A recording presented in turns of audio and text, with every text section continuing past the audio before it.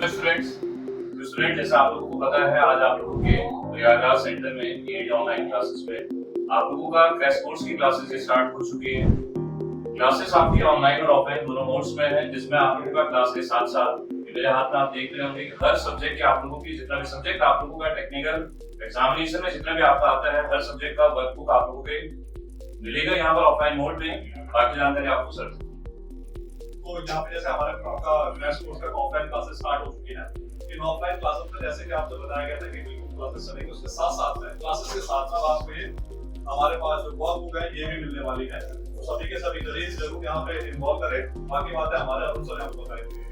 Additional point ये हो सकता है कि सर इस वर्कबुक के साथ ये क्रैश कोर्स आपका लिमिटेड टाइम पीरियड का है और बहुत ही लिमिटेड समय में आपका पूरा का पूरा यूपीसीएल का सिलेबस कंप्लीट होने वाला है, जिसमें आप लोगों से ऑफलाइन ऑनलाइन दोनों थैंक यू।